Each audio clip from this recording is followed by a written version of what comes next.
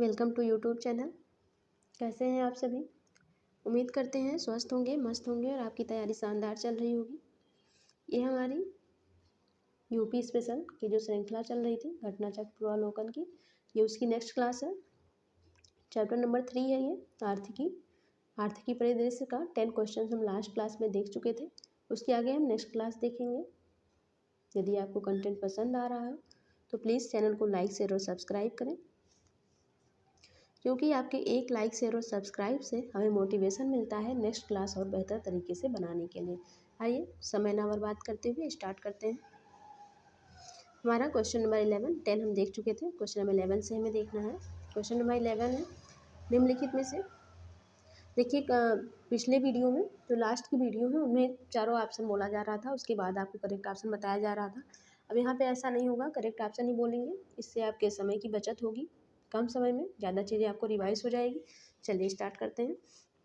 आपका क्वेश्चन है, निम्नलिखित में से कौन सा उत्तर प्रदेश के उद्यमियों को उद्योग लगाने में सहायता करता है? उद्यमियों को उद्योगों में एवं उद्योग लगाने में सहायता करता है।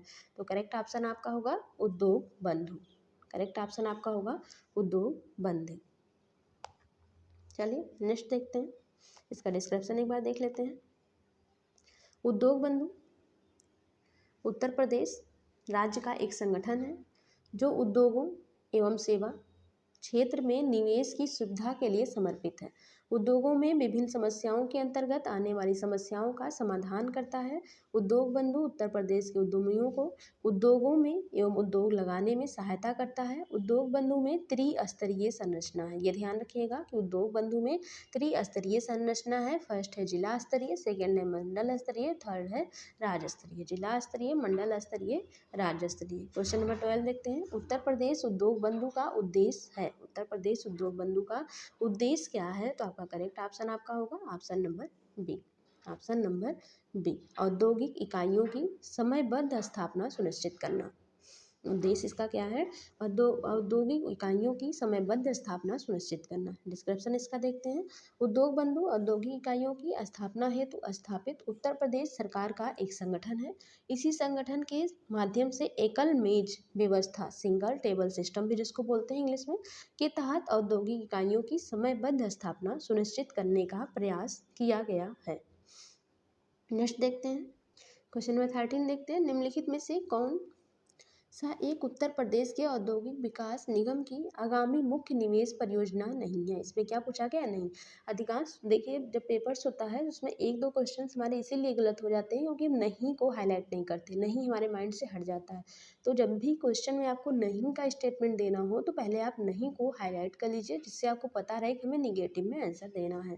तो इसमें प्रमुख निवेश परियोजना नहीं है, तो नहीं है का क्या हो जाएगा? नहीं है थीम पार्क और आगरा। थीम पार्क और आगरा तो क्या है, हमें ये भी पता होना चाहिए। तो क्या है इसमें? Mega food park Bareilly, textile park Varanasi और defence park Shahjahanpur. Theme park Agra की स्थापना हेतु अभिनेता संजय खान, थीम पार्क आगरा जो आगरा में है की स्थापना हेतु अभिनेता संजय खान व तत्कालीन सपा सरकार, जो मुख्यमंत्री अखिलेश यादव जी थे उस समय, के मध्य करार हुआ था। इस थीम पार्क की स्थापना संजय खान की कंपनी में messrs kingdom entertainment private limited Mumbai द्वारा की जानी थी, लेकिन वर्तमान में उत्तर प्रदेश सरकार की यह प्रमुख निवेश परियोजना नहीं है। कौन कौन सी है वो ध्यान रखिएगा, ठीक है। क्वेश्चन नंबर 14 देखते हैं। उत्तर प्रदेश राज्य पर्यटन विकास निगम लिमिटेड की स्थापना की गई थी। तो करेक्ट ऑप्शन आपका है 1974 में। कब की गई थी? उत्तर प्रदेश राज्य पर्यटन विकास निगम लिमिटेड की स्थापना 1974 में। उत्तर प्रदेश राज्य पर्यटन निगम लिमिटेड की स्थापना वर्ष 1974 में की गई थी। क्वेश्चन नंबर 15 देखते हैं। उत्तर प्रदेश में पर्यटन विकास निगम की स्थापना हुई थी, तो अभी आपने देखा कि 1974 में हुई थी। क्वेश्चन नंबर 16 देखते हैं। क्वेश्चन नंबर 16 देखते हैं। क्वेश्चन नंबर 16 आपका है, उत्तर प्रदेश की वित्तीय निगम के संदर्भ में निम्नलिखित में से कौन सा कथन सत्य है? तो आपको कथन दिया है, आपको उसमें से ये बताना है कि इन दोनों में से कौन सा कथन सही है। तो ऑप्शन कथन नंबर ए है आपका, या लघु तथा मध्यम स्तरीय उद्योगों को वित्तीय सहायता प्रदान करता है। कथन टू है, या लघु तथा मध्यम क्षेत्र की सेवा इकाइयों की वित्तीय सहायता प्रदान करता है। इसमें क्या था, लघु तथा मध्यम स्तरीय उद्योगों को वित्तीय वित्तीय सहायता, इसमें है लघु तथा मध्यम क्षेत्र की सेवा इकाइयों को वित्तीय सहायता प्रदान करता है। ठीक है, तो करेक्ट ऑप्शन आपका है ऑप्शन नंबर फर्स्ट।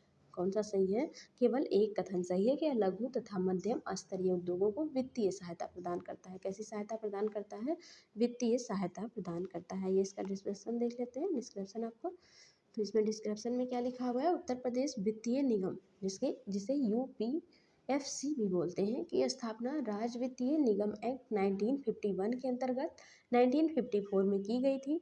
यह निगम राज्य में लघु एवं मध्यम उद्यमों के विकास हेतु वित्तीय सहायता, कैसी सहायता, वित्तीय सहायता प्रदान करता है। क्वेश्चन नंबर 17 है, उत्तर प्रदेश में सिंगल विंडो क्लियरेंस विभाग के निम्नलिखित उद्देश्यों पर विचार कीजिए और नीचे दिए गए कूट से सही उत्तर चुनिए। ये है आपका, इसके उद्देश्य में फर्स्ट है औद्योगिक अपशिष्ट प्रबंधन, सेकंड है औद्योगिक अनुमोदन। तो करेक्ट ऑप्शन आपका है option number B. Correct option आपका है ऑप्शन नंबर बी। बी आपका सही है, यानी केवल सेकंड वाला सही है। उत्तर प्रदेश बजट 2018-19 के अनुसार औद्योगिक इकाइयों से संबंधित स्वीकृतियों, अनुमोदनों, अनुमतियों तथा लाइसेंसों की ऑनलाइन सुविधा एक छत के नीचे प्रदान करने के लिए सिंगल विंडो क्लियरेंस विभाग की स्थापना मुख्यमंत्री कार्यालय में की जा रही है। ठीक है, आगे देखते हैं क्वेश्चन नंबर 18। उत्तर प्रदेश में सिंगल विंडो क्लियरेंस विभाग के संबंध में निम्नलिखित पर विचार कीजिए और दिए गए कोड से सही उत्तर चुनिए। फर्स्ट है आपका औद्योगिक सेवाएं, इसमें आपको कोड में है ना, तो इसलिए आपको कोड सभी पढ़ने होंगे तभी आप कोड समझ पाएंगे कौन सा है। औद्योगिक सेवाएं, सेकंड है औद्योगिक स्वीकृति, थर्ड है औद्योगिक अनुमोदन, फोर्थ है औद्योगिक ठोस अपशिष्ट प्रबंधन। तो अभी आपने देखा था कि सेवाएं, स्वीकृति और अनुमोदन इसके अंतर्गत था। यहाँ पे देखिए, अभी आपने देखा कि इसमें क्या थी, स्वीकृतियाँ थी, अनुमोदन थी, अनुमतियाँ थी और लाइसेंस थे। स्वीकृति, अनुमोदन, अनुमति और लाइसेंस। तो इस हिसाब से सेवाएं, स्वीकृति और अनुमोदन ये आपके हो जाएंगे। सही ऑप्शन आपका होगा ऑप्शन नंबर सी, 1, 2 और 3। ऑप्शन नंबर सी 1, 2 और 3 आपका सही है। ठीक, क्वेश्चन नंबर 19 देखते हैं। रोजगार की दृष्टि से उत्तर प्रदेश का सबसे बड़ा उद्योग कौन सा है। तो सबसे बड़ा उद्योग रोजगार की दृष्टि से उत्तर प्रदेश का है हथकरघा उद्योग, सबसे बड़ा उद्योग किस श्रेणी में आता है। क्वेश्चन नंबर 20 देखते हैं। क्वेश्चन नंबर 20 एक बार इसका डिस्कशन देख लेते हैं, फिर क्वेश्चन नंबर 20 देखते हैं। India brand equity fund, India brand equity fund 2017 के अनुसार हथकरघा उद्योग उत्तर प्रदेश में सबसे अधिक रोजगार अवसर उपलब्ध कराने वाला उद्योग है। यहाँ का हथकरघा उद्योग कृषि के बाद रोजगार उपलब्ध कराने वाला दूसरा सबसे बड़ा क्षेत्र है, क्योंकि यहाँ पर जो फर्स्ट रैंक पे है वो किसका रैंक आता है, कृषि का, जो कि आपके ऑप्शन में कृषि नहीं था। आपके ऑप्शन में था हथकरघा, सूती वस्त्र, चीनी उद्योग और सीमेंट। तो उत्तर प्रदेश की दृष्टि से, रोजगार की दृष्टि से उत्तर प्रदेश में सबसे बड़ा उद्योग की बात करें तो वो कौन सा है, हथकरघा है। रोजगार की बात, तो फर्स्ट पे आपका कृषि हो गया, सेकंड पे आपका हथकरघा हो गया। क्वेश्चन नंबर 20 देखते हैं। उत्तर प्रदेश में सर्वाधिक प्रतिशत कर्मचारी, उत्तर प्रदेश में सर्वाधिक प्रतिशत कर्मचारी नियोजित हैं। तो कहाँ नियोजित हैं, कृषि क्षेत्र में। अभी आपने देखा है कि किस क्षेत्र में है, कृषि क्षेत्र में। उत्तर प्रदेश की अर्थव्यवस्था में कृषि का महत्वपूर्ण योगदान है। ये तो आप सभी को पता होगा कि उत्तर प्रदेश की अर्थव्यवस्था में कृषि का महत्वपूर्ण योगदान है। जनगणना 2011 के अंतिम आंकड़ों के अनुसार उत्तर प्रदेश राज्य के कुल कर्मगारों में कृषि कर्मकारों का योगदान 59.3% है, जिसमें कुल कृषि श्रमिक दीर्घकालिक एवं अल्पकालिक 30.3% एवं कुल कृषक जो दीर्घकालिक एवं अल्पकालिक, यहाँ किसकी बात हो रही थी, कुल कृषि श्रमिक की एवं कुल कृषक दीर्घकालिक एवं अल्पकालिक 29.0% है। अतः उत्तर प्रदेश में सर्वाधिक कर्मचारी किस विभाग में है? कृषि क्षेत्र में नियोजित किए गए हैं। क्वेश्चन नंबर 21 देखते हैं। टोटल आपके 51 क्वेश्चन है, जिसमें से आप 21 की बारी है। क्वेश्चन नंबर 21 देखते हैं। जनगणना 2011, जब तक नेक्स्ट जनगणना नहीं हो जाती है तब तक आपका 2011 की ही जनगणना से क्वेश्चन आते हैं। 2011 के अनुसार उत्तर प्रदेश में कामगारों के संबंध में निम्न में से कौन सा कथन सही है? तो करेक्ट ऑप्शन आपका है option number A. Uttar Pradesh में सभी श्रेणियों में कामगारों की संख्या सर्वाधिक है। उत्तर प्रदेश में सभी श्रेणियों में कामगारों की संख्या सर्वाधिक है।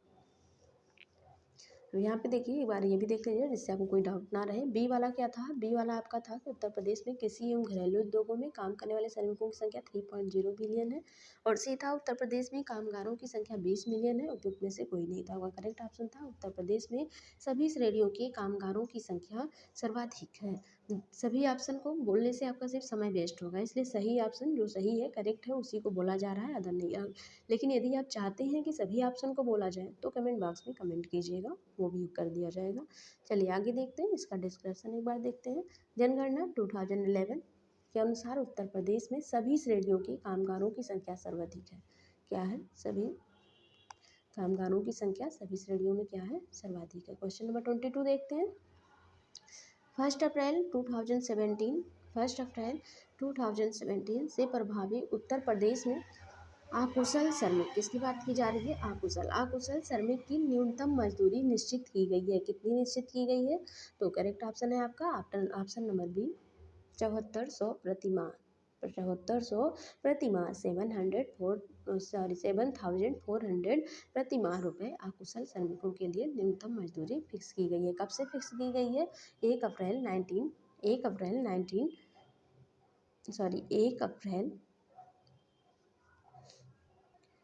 2017 से ये काम किया गया है।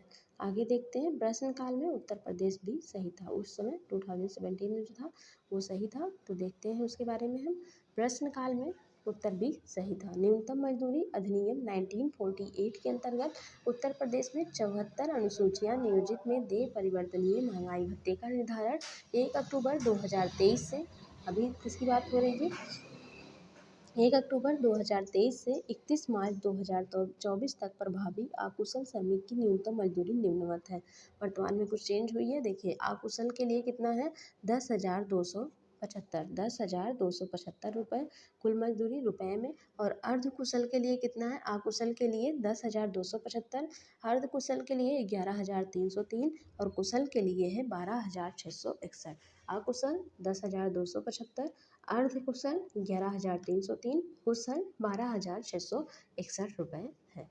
वर्तमान में क्वेश्चन आएगा तो आप इस आंकड़े से लगाएंगे। क्वेश्चन नंबर 23 देखते हैं। प्रदेश में उत्तर प्रदेश की कुल जनसंख्या में कार्य बल का प्रतिशत है, कितना प्रतिशत है? तो ये जो आपका ऑप्शन दिया है इसमें से कोई भी करेक्ट नहीं है। आपका करेक्ट ऑप्शन है 32.9%। उत्तर प्रदेश में कुल जनसंख्या में कार्य बल का प्रतिशत 32.9% है। क्वेश्चन नंबर 24 देखते हैं। कथन और कारण वाले क्वेश्चन हैं। कथन और कारण वाले क्वेश्चन 3 से 4 क्वेश्चन आप हर एग्जाम में देख सकते हैं। आरओ हो या यूपी पीसीएस हो या यूपीएससी हो या बीपीएससी हो, आपको कथन और कारण के क्वेश्चन लगभग सभी एग्जाम में मिलते जा रहे हैं। अब तो इसका पैटर्न ये हो गया है कि जो वनडे एग्जाम है उसमें भी कथन कारण के क्वेश्चन जरूर आते हैं। चलिए देखते हैं। कथन नंबर ए है, उत्तर प्रदेश की देश के सकल घरेलू उत्पाद, उत्तर प्रदेश की देश के सकल घरेलू उत्पाद में 9.4% की भागीदारी है। ये कथन हो गया कि सकल घरेलू उत्पाद में 9.4% की भागीदारी है। और कारण है आपका उत्तर प्रदेश की देश के कुल निर्यात में 66% की भागीदारी है। तो करेक्ट ऑप्शन आपका है ऑप्शन नंबर यहाँ पर सी, ऑप्शन नंबर सी। ए सही है परंतु आर गलत है। क्यों गलत है? ए सही है। ए आपका जो फर्स्ट वाला था कि सकल घरेलू उत्पाद में 9.4% की भागीदारी है, ये आपका सही है। लेकिन बी वाला जो 66% कुल निर्यात में भागीदारी बोला है वो आपका गलत है। यहाँ पे देखिए प्रश्नकाल में विकल्प सी सही था। प्रश्न काल में विकल्प सी सही था। उस समय के आंकड़े के अनुसार राज्य बजट अनुमान 2023-24 के अनुसार उत्तर प्रदेश की देश की सकल घरेलू उत्पाद, जो भी जीडीपी की बात हो रही थी, सकल घरेलू उत्पाद में योगदान वर्तमान में कितना है, 8.0% है। जबकि यह टीपी 2023 के अनुसार वर्ष 2022-23 के संदर्भ में देश के सकल निर्यात में उत्तर प्रदेश की हिस्सेदारी 4.81% है। कितनी है, 4.81% है। आगे देखते हैं क्वेश्चन नंबर 25। भारत का सर्वाधिक जनसंख्या वाला राज्य उत्तर प्रदेश आर्थिक दृष्टि से एक पिछड़ा हुआ राज्य है। यह आपका कथन हो गया। कारण है आपका राज्य के विभिन्न भागों के विकास स्तर में स्पष्ट भिन्नता मिलती है। तो करेक्ट ऑप्शन आपका कौन सा है, ए और आर दोनों सही है, या आर ए की व्याख्या करता है। ए और आर दोनों सही है, आर ए की व्याख्या सही व्याख्या नहीं करता है। ए सही है परंतु आर गलत है, ए गलत है परंतु आर सही। तो आपको ये तो पता ही होगा कि भारत का सर्वाधिक जनसंख्या जो है वो कहाँ पर है, ये तो आप कंफर्म ही होंगे। तो सर्वाधिक जनसंख्या वाली बात तो सही है, और राज्य के विभिन्न भागों के विकास स्तर में स्पष्ट भिन्नता मिलती है, राष्ट्र के विभिन्न भागों के विकास स्तर में। तो यहाँ आपका ए और आर दोनों सही है परंतु सही व्याख्या नहीं कर रहा है। तो क्योंकि देखिए आपका ये जो पहला वाला कथन बोला था कि सर्वाधिक जनसंख्या वाला राज्य उत्तर प्रदेश है, आर्थिक दृष्टि से पिछड़ा हुआ राज्य है, तो ये बात आपका सही है। और बी वाला जो बोला है कि राज्य के विभिन्न भागों में विकास स्तर में, आप देख सकते हैं कि गाँव में जाइए तो वहाँ पे विकास का स्तर कुछ है, शहर में आइए तो विकास का स्तर कुछ है। तो हर जगह विकास के स्तर में भिन्नता मिलती है, ये भी बात सही है, लेकिन ये दोनों आपस में एक दूसरे की व्याख्या नहीं कर रहे हैं। इस प्रकार से ऑप्शन ए और बी दोनों सही है, यानी करेक्ट ऑप्शन आपका ऑप्शन नंबर बी हो जाएगा। ए और आर दोनों सही है किंतु आर ए की सही व्याख्या नहीं करता है। क्वेश्चन नंबर 25 था ये। तो हम देखते हैं क्वेश्चन नंबर 26। एक सेकेंड, क्वेश्चन नंबर 26 देखते हैं। ठीक, क्वेश्चन नंबर 26 क्या है, उत्तर प्रदेश सरकार की कुल आगम प्राप्तियों में लगभग 50% प्राप्त होता है। तो किसमें प्राप्त होता है, किससे 50% प्राप्त होता है, तो व्यापार कर से। करेक्ट ऑप्शन आपका है ऑप्शन नंबर बी, व्यापार कर से। प्रश्न काल में विकल्प बी सही उत्तर था। उत्तर प्रदेश बजट 2024-25 के अनुसार राज्य को करों से मिलने वाली आय, राज्य वस्तु एवं सेवा कर 1,14,248.73 करोड़ रुपए, राज्य उत्पाद शुल्क से 58,307.56 या 56 करोड़ रुपए। ये देखिए यहाँ पे है, राज्य वस्तु एवं सेवा कर से इतने रुपए आपको मिलता है, लगभग 1,14,248, और राज्य उत्पाद शुल्क से आपको मिलता है 58,307 करोड़ रुपए। स्टाम्प एवं पंजीकरण से मिलता है 35,651 करोड़ रुपए, तथा बिक्री व्यापार कर से मिलता है 42,733 करोड़ रुपए प्राप्ति का अनुमान है। तो इसका हिसाब से आप देख सकते हैं राज्य वस्तु एवं सेवा कर से सर्वाधिक मिल रहा है। राज्य वस्तु एवं सेवा कर से, जिसको व्यापार कर भी बोलते हैं, इसे सर्वाधिक मिल रहा है। क्वेश्चन नंबर 27 देखते हैं। उत्तर प्रदेश शासन की आय का सबसे बड़ा भाग प्राप्त करता है। तो किससे प्राप्त करता है, अभी आपने देखा कि सामान व्यापार कर से प्राप्त करता है। करेक्ट ऑप्शन आपका है ऑप्शन नंबर बी। प्रश्न में स्पष्ट नहीं है कि उत्तर प्रदेश शासन की सकल आय या कर राजस्व से प्राप्त आय दिए गए विकल्पों संदर्भ में इसका उत्तर विकल्प बी होगा। अभी आपने देख लिया है, प्रश्नकाल में सर्वाधिक आय सामान्य व्यापार कर से प्राप्त था। उत्तर प्रदेश की बजट अनुमान 2024-25 के अनुसार वर्तमान में राज्य सरकार को सर्वाधिक आय एवं सेवक के कर राजस्व 2,70,086 करोड़ रुपए से प्राप्त हो रही है, जिसमें सर्वाधिक आय राज्य वस्तु एवं सेवा कर से 42% प्राप्त हो रही है। उसके बाद राज्य उत्पाद शुल्क से 21.59%, उसके बाद बिक्री व्यापार कर से 15.82% का स्थान है, यानी ये इसका रैंकिंग दे रखा है। ये क्वेश्चन नंबर कौन सा था, क्वेश्चन नंबर आपका 27 था। अब आपकी नेक्स्ट है क्वेश्चन नंबर 28। वही चीज़ यहाँ पर लिखा हुआ था, उसी का और डिस्कशन था। इसी अवधि के दौरान राज्य सरकार की सकल प्राप्तियों में सर्वाधिक हिस्सा राज्य के स्वयं के कर राजस्व 37.1% का है। इसके बाद केंद्रीय कर अंतरण 30% का स्थान है। क्वेश्चन नंबर 28 कह रहा है, उत्तर प्रदेश सरकार की आय का सबसे बड़ा भाग आता है। तो अभी आपने देखा ही है कि यहाँ करेक्ट ऑप्शन आपका होगा ऑप्शन नंबर बी, व्यापार कर से आता है। ठीक है, आगे देखते हैं क्वेश्चन नंबर 29। उत्तर प्रदेश का कौन व्यापार कर जोन अधिकतम व्यापार कर संग्रह करता है? तो करेक्ट ऑप्शन आपका है ऑप्शन नंबर सी, लखनऊ। सर्वाधिक व्यापार कर जोन कौन सा है? लखनऊ है। प्रश्नकाल में उत्तर प्रदेश कर का सर्वाधिक संग्रहण लखनऊ जोन से प्राप्त किया गया था। क्वेश्चन नंबर 30 देखते हैं। क्वेश्चन नंबर 30 देखते हैं। प्रथम दीनदयाल हस्तकला संकुल, प्रथम दीनदयाल हस्तकला संकुल व्यापार सुविधा केंद्र कहाँ पर अवस्थित है? तो करेक्ट ऑप्शन आपका होगा ऑप्शन नंबर बी, वाराणसी में। प्रथम दीनदयाल हस्तकला संकुल व्यापार सुविधा केंद्र जो वाराणसी में है, कहाँ पर है? वाराणसी में है, अवस्थित है। जो प्रधानमंत्री द्वारा 22 सितंबर 2017 को राष्ट्र को समर्पित किया गया। प्रधानमंत्री द्वारा इस केंद्र की आधारशिला नवंबर 2014 में रखी गई थी। वित्त मंत्री द्वारा वर्ष 2014-15 के बजट में वाराणसी के हथकरघों, हस्तशिल्प और रेशम उत्पादों को विकसित करने तथा बढ़ावा देने और वाराणसी के बुनकरों, कारीगरों, उद्यमियों को आवश्यक सहायता मुहैया कराने के लिए एक व्यापार सुविधा केंद्र तथा शिल्प संग्रहण की स्थापना करने की घोषणा की गई है। क्वेश्चन नंबर 31 है। व्यापार सुविधा केंद्र एवं क्राफ्ट म्यूजियम की स्थापना उत्तर प्रदेश के जनपद में हुई है। तो कहाँ पर हुई है? अभी आपने देखा कि कहाँ पर हुई थी, वाराणसी में हुई थी। क्वेश्चन नंबर 32 देखते हैं। वर्ष 2004 और 5 में, ये उस टाइम करंट का क्वेश्चन है, उत्तर प्रदेश के कुल कर उपागम में अप्रत्यक्ष करों का योगदान था, कितना था? तो करेक्ट ऑप्शन आपका है ऑप्शन नंबर बी, 76%। वर्ष 2004-5 में उत्तर प्रदेश के कुल कर उपागम में अप्रत्यक्ष करों का योगदान लगभग 76% था। उत्तर प्रदेश बजट अनुमान 2024-25 के अनुसार स्वयं के कर राजस्व एवं अप्रत्यक्ष करों का योगदान लगभग कितना हो गया है? 84.34% तथा प्रत्यक्ष करों का योगदान लगभग 15.66% है। यानी अप्रत्यक्ष करों का योगदान कितना है? 84.34% और प्रत्यक्ष करों का योगदान कितना है? 15.66% है। उत्तर प्रदेश ने उच्चतम औद्योगिक वृद्धि कर अंकित की है, वृद्धि दर।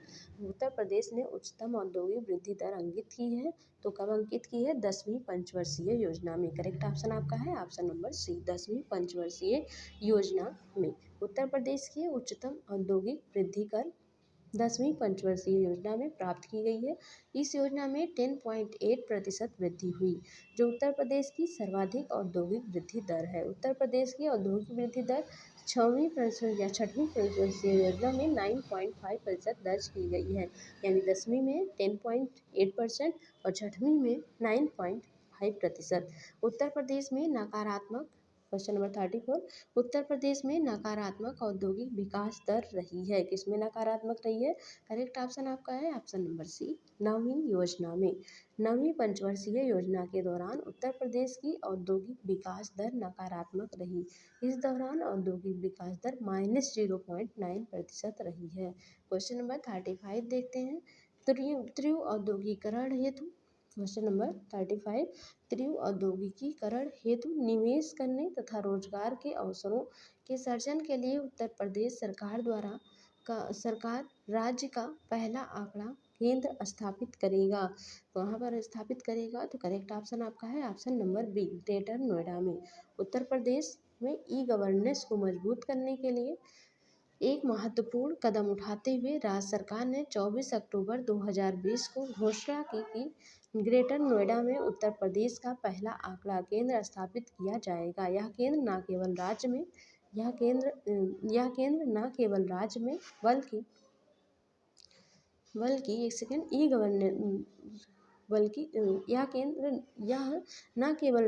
ई गवर्नेंस को मजबूत करेगा, बल्कि युवाओं के लिए रोजगार के अवसर खोलेगा और राज्य तथा अन्य जगहों पर IT व्यवसाय की व्यवस्था सहायता प्रदान करेगा।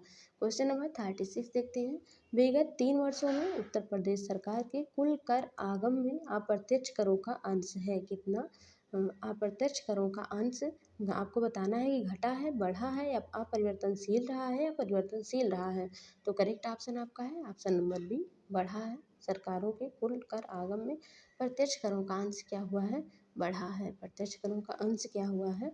बढ़ा है। प्रश्नकाल के विगत 3 वर्षों में उत्तर प्रदेश सरकार के कुल कर आगम में प्रत्यक्ष करों का अंश बढ़ा था। उत्तर प्रदेश बजट अनुमान 2024-25 के अनुसार स्वयं के कर राजस्व में यह लगभग 15.66% था। उत्तर प्रदेश में मूल्यवर्धित कर वैट लागू हुआ। उत्तर प्रदेश में मूल्यवर्धित कर वैट लागू हुआ। मूल्यवर्धित कर जिसको वैट बोलते हैं, ये लागू हुआ। कब लागू हुआ? करेक्ट ऑप्शन आपका है ऑप्शन नंबर बी, 1 जनवरी 2008 को, यानी 1 जनवरी 2008 से ये लागू हुआ था। मूल्यवर्धित कर जिसको बोलते हैं वैल्यू एडेड टैक्स। मूल वर्धित कर जिसे बोलते हैं वैल्यू एडेड टैक्स अर्थात VAT, इसका फुल फॉर्म है value added tax. Jharkhand, Chhattisgarh, Uttar Pradesh एवं तमिलनाडु राज्यों को छोड़कर देश के सभी राज्यों ने एक साथ लागू किया था। कहाँ कहाँ नहीं लागू हुआ था? झारखंड, छत्तीसगढ़, उत्तर प्रदेश, झारखंड, छत्तीसगढ़, उत्तर प्रदेश एवं तमिलनाडु। कितने राज्य? 4 राज्य। झारखंड, छत्तीसगढ़, उत्तर प्रदेश और तमिलनाडु, 4 राज्यों को छोड़कर देश के सभी राज्यों ने एक साथ लागू किया। बाद में तमिलनाडु ने भी इसे लागू करने का निर्णय लिया। उत्तर प्रदेश में मूल्यवर्धित कर वैट जनवरी 2008 से लागू हुआ था। क्वेश्चन नंबर नेक्स्ट देखते हैं 38। उत्तर प्रदेश के निम्नलिखित में से किस जिले में गरीबी रेखा से नीचे सबसे कम ग्रामीण परिवार पाए जाते हैं? तो इसका करेक्ट ऑप्शन होगा ऑप्शन नंबर बी, बागपत में सबसे कम पाए जाते हैं। गरीबी रेखा से नीचे निवास करने वाले सबसे कम ग्रामीण परिवार कहाँ पर पाए जाते हैं? बागपत में पाए जाते हैं। इसका डिस्क्रिप्शन देखते हैं। प्रश्नकाल में उत्तर प्रदेश के बागपत जिले में गरीबी रेखा से नीचे सबसे कम ग्रामीण परिवार पाए गए हैं। फरवरी 2009 तक की स्थिति के अनुसार उत्तर प्रदेश के गौतम बुद्ध नगर जिले में गरीबी रेखा से नीचे सबसे कम ग्रामीण गरीबी है अर्थात 2.6% है। कहाँ पर? गौतम बुद्ध नगर में। जबकि चित्रकूट जिले में गरीबी रेखा से नीचे सर्वाधिक गरीबी 81.5% है। कहाँ पर? चित्रकूट में। सबसे कम शहरी गरीब शाहजहांपुर में है। सबसे कम शहरी गरीब कहाँ पर है? शाहजहांपुर में है तथा सर्वाधिक शहरी गरीब चंदौली में है। सर्वाधिक सबसे कम शहरी गरीब शाहजहांपुर में है, सबसे कम तो करेक्ट ऑप्शन आपका है ऑप्शन नंबर बी, द्वितीय सर्वाधिक। क्वेश्चन क्या था? वित्तीय वर्ष 2010-11 में भारत के कुल सकल घरेलू उत्पाद में अन्य राज्यों की तुलना में उत्तर प्रदेश का योगदान था द्वितीय सर्वाधिक, यानी फर्स्ट पे कौन है? आपको देखना है कि फर्स्ट पर कौन है। वित्तीय वर्ष 2010-11 में भारत के कुल सकल घरेलू उत्पाद में महाराष्ट्र के बाद किसका स्थान है? उत्तर प्रदेश का स्थान है। उत्तर प्रदेश का द्वितीय सर्वाधिक योगदान था, यानी फर्स्ट रैंक पे महाराष्ट्र है, सेकंड रैंक पे आपका उत्तर प्रदेश है। द्वितीय सर्वाधिक इसलिए बोला गया है। द्वितीय सर्वाधिक योगदान था। उत्तर प्रदेश बजट का अनुमान 2023-24 के अनुसार भारत के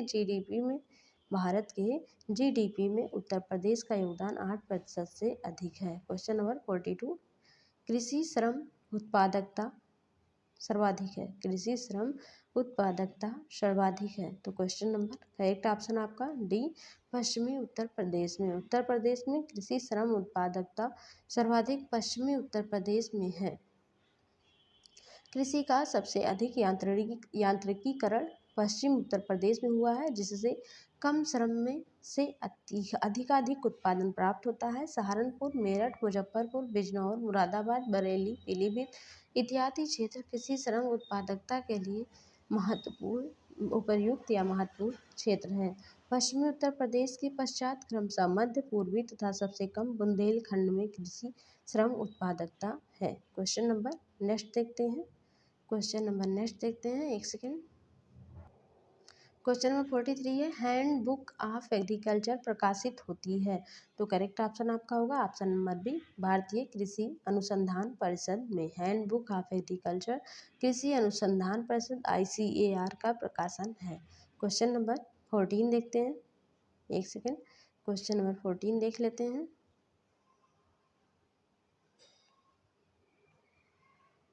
उत्तर प्रदेश की अर्थव्यवस्था के संदर्भ में निम्नलिखित तथ्यों पर विचार कीजिए और नीचे दिए गए कूट से अपना उत्तर चुनिए। तो ऑप्शन नंबर ए है आपका स्टेटमेंट नंबर फर्स्ट है आपका, प्रति व्यक्ति राष्ट्रीय आय व प्रति व्यक्ति राज्य आय में अंतर निरंतर बढ़ रहा है। प्रति व्यक्ति राज्य आय और प्रति व्यक्ति राष्ट्रीय आय में कह रहा है अंतर बढ़ रहा है। स्टेटमेंट नंबर 2 है आपका, संपूर्ण देश की तुलना के कुल कर्मियों में कृषकों का प्रतिशत उत्तर प्रदेश में अधिक है। और स्टेटमेंट नंबर 3 है, संपूर्ण देश की तुलना में प्रति 1 लाख जनसंख्या पर पंजीकृत कारखानों की संख्या उत्तर प्रदेश में अधिक है। तो करेक्ट ऑप्शन आपका है option number first and second, क्योंकि फर्स्ट एंड सेकेंड आपका सही है। फर्स्ट क्या था, प्रति व्यक्ति राष्ट्रीय आय व प्रति व्यक्ति राज्य आय में अंतर निरंतर बढ़ रहा है। संपूर्ण देश की तुलना के कुल कर्मियों में कृषकों का प्रतिशत सर्वाधिक कहाँ पर है, उत्तर प्रदेश में है। दोनों स्टेटमेंट आपके सत्य हैं। वही चीज़ यहाँ पर लिखा है कि प्रति व्यक्ति राष्ट्रीय आय उत्तर प्रदेश की प्रति व्यक्ति राज्य आय के अंतर निरंतर बढ़ रहा है एवं संपूर्ण देश की तुलना के कुल कर्मियों में कृषकों का प्रतिशत उत्तर प्रदेश में अधिक है। साथ ही यहाँ संपूर्ण देश की तुलना में प्रति 1 लाख जनसंख्या पर पंजीकृत कारखानों की संख्या कम है, अतः विकल्प सी सही उत्तर है। क्वेश्चन नंबर 45 देखते हैं।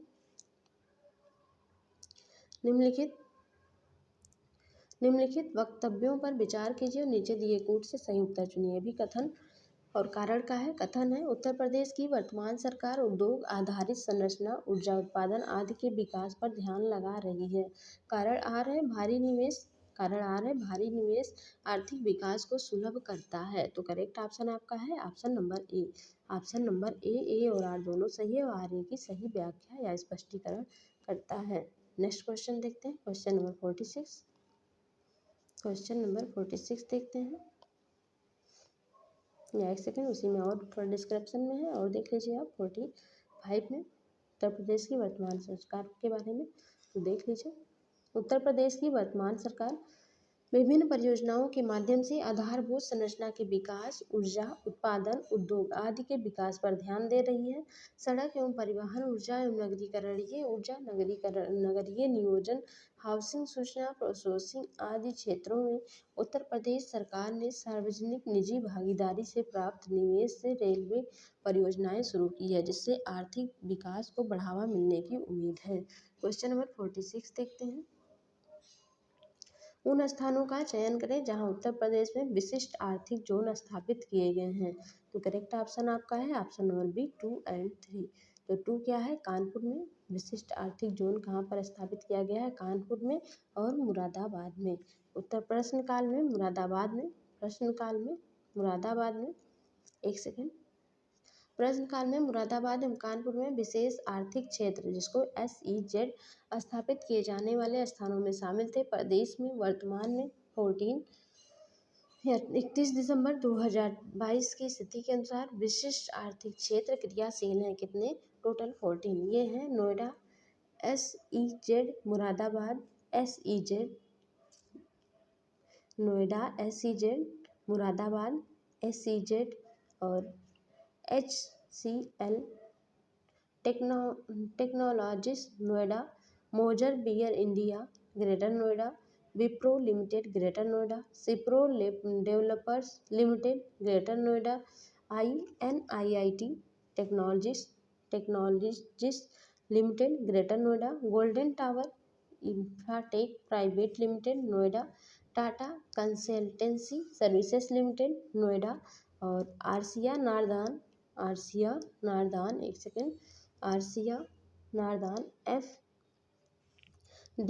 FTWZ limited Ibrahimpur Bulandshahr, oxygen business Noida, Ansal IT city and park limited Greater Noida और earth infratech limited Greater Noida, SCL IT city Lucknow प्रारंभिक लिमिटेड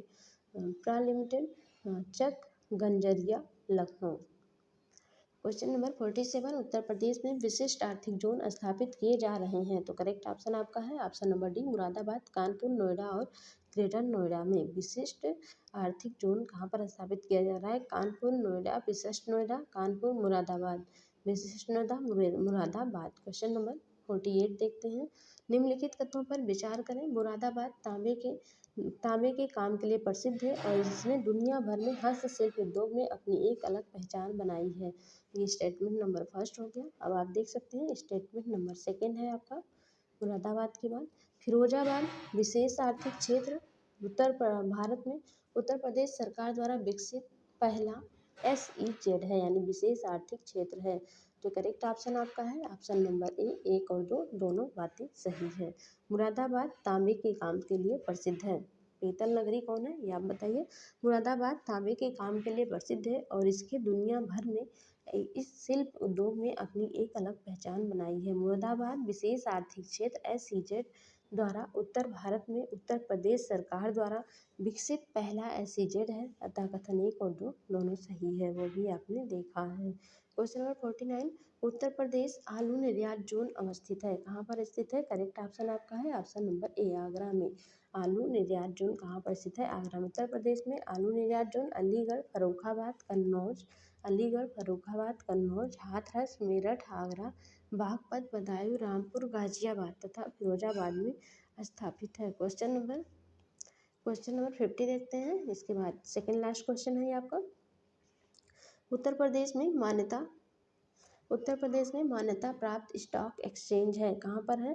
कानपुर में। करेक्ट ऑप्शन आपका है option number B, stock exchange Kanpur में है, जिसकी स्थापना वर्ष 1982 में हुई थी। क्वेश्चन नंबर 51 ये आपका लास्ट क्वेश्चन है, देख सकते हैं आप। क्वेश्चन नंबर 51 आपका लास्ट है।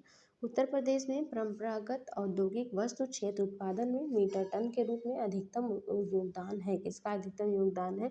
चीनी का योगदान सर्वाधिक है। नेक्स्ट देखते हैं, इसका डिस्क्रिप्शन देख लेते हैं, यहीं पर हमारा ये क्लास खत्म हो जाएगा। उत्तर प्रदेश में चीनी उद्योग का परंपरागत औद्योगिक वस्तु क्षेत्र उत्पादन में टन के रूप में अधिकतम योगदान है। संपूर्ण भारत में चीनी उत्पादन के क्षेत्र में उत्तर प्रदेश द्वितीय स्थान पर आता है। चीनी उत्पादन के क्षेत्र में उत्तर प्रदेश द्वितीय स्थान पर आता है। चलिए, हमारा क्लास चीनी उत्पादन में वर्तमान स्थिति भारत की क्या है, भारत में चीनी उत्पादन की वर्तमान स्थिति क्या है, उत्तर प्रदेश की क्या रैंक है, ये आपको बताना है। चलिए, ये क्लास हमारी यहीं पर ख़त्म होती है। नेक्स्ट क्लास भौगोलिक परिदृश्य में हम मिलेंगे। तब तक के लिए पढ़ते रहिए, खुश रहिए, मस्त रहिए। Bye bye and take care. यदि आपको क्लास पसंद आती है तो लाइक शेयर और सब्सक्राइब भी करिएगा।